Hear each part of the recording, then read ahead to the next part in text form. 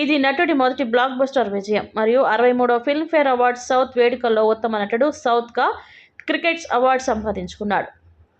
అతని తర్వాత విడుదలతో కృష్ణగాడి వీరప్రేమగాథ, జెంటిల్మెన్ చిత్రాలతో తెలుగు సినిమాల్లో స్టార్డమ్ సంపాదించాడు. నాని తర్వాత వాణిజ్యపరంగా విజయవంతమైన తెలుగు చిత్రాలు మజ్ను, నేను లోకల్, నిన్ను కోరిలో నటించాడు.